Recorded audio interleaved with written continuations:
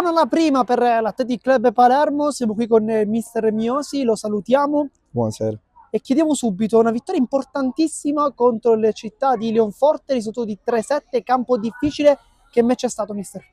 È stato un match molto duro perché loro in casa sono una bella squadra, poi campo piccolo e molti giovani interessanti. Noi all'inizio, forse per via del viaggio, eravamo un poco impallati, siamo stati seduti più di 2 ore, però poi fortunatamente abbiamo iniziato a giocare e alla lunga abbiamo vinto. Ci sono state oggi due facce dell'Athletic Club Palermo, un primo tempo non perfetto, il secondo tempo invece strabiliante. Ha detto qualcosa magari all'intervallo, ha toccato qualche corda ai suoi ragazzi?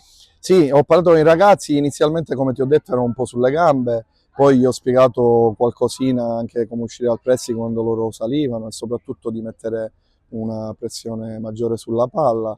E fortunatamente è andato bene, siamo andati in vantaggio e poi lì è andata in discesa la partita. Tra Coppa e campionato sono 3 partite, 3 vittorie.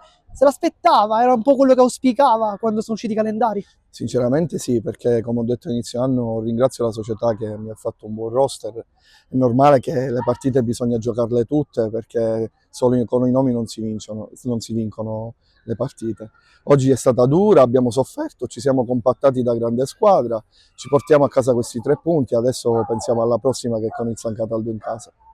Diamo infatti uno sguardo alla prossima partita contro il Vigore San Cataldo. Le chiedo se li conosce, se magari in Coppa o forse in campionato ha sentito qualcosa su questa squadra per poter preparare al meglio la sfida. Sì, sì, li conosco diversi elementi, sono un'ottima squadra, però come ho detto la partita precedente, noi ogni partita dobbiamo entrare in campo e cercare di vincere perché è questo che dobbiamo fare quest'anno. Poi ovviamente sarà sempre il campo a parlare, speriamo bene, per adesso il trend è positivo e speriamo continui così.